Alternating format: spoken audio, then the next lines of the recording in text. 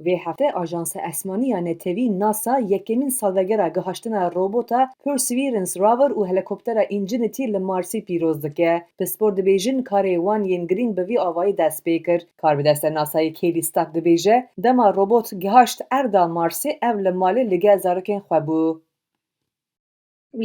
Me wê demê pîroz kir bo çend saetan, lê paşê diviya ku em dest bi karê xwe bikin. Me peyam dişand robotê ku çawa xwe amade bike û çawa li ser erda Marsê kar bike.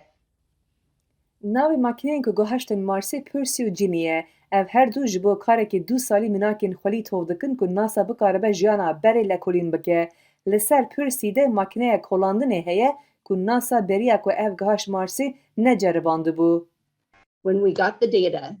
Dema me ew dane anîn dinyayê me dît ku destê me da mînakek heye. Em pir şahbûn bû ku kar dikir. Di çarçoveya lekolînekî dîrokî ya NASAyê robota Ginny bû yekem firoka fezayî ku firî dinyayekî din.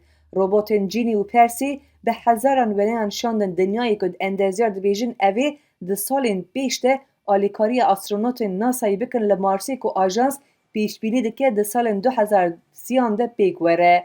Robotên Ginny û Percy di nav 2 salên revîtiyên xwe de ji çiye heta çemên kevn lekolînê dikin. Di nûçeyekî din de firoka esmaniya Rusyayê ku bi kel û pelan tijî bû ji Qazaxistanê gihaştiye îstasyona navnetewî ya Walahiyê. Revîtiya vê 2 roj kişandiye ku nêzîkî 3 tonên xwarin, av, neftê û kel û pelên din biriye bo muretebatên Expedition 66. Di heman demî de çend satelayt ku ji Florida hatin avêtin ji Walahiyê ketine xwar. Roketa Astra ku bingeha wê li Kaliforniyayê ji beriya avêtina ber bi Walahiyê hinek pirsgirêk derxistiye û li dawî ketiye okyanusê.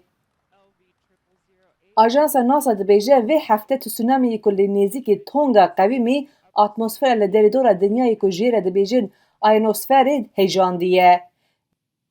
NASA dibêje lekolînkirina guherinên li ionosferê vê alîkariya avakirina sîstema hişyarî bo tsunamiyê bike. Tevî ku avakirina sîstemekî hê dûr be jî NASA dibêje ev ê dikare çend saetan beriya tsunamiyê hişyarî bide ku xelk ji wan deran werin derxistin. Rûken Işık, Washington.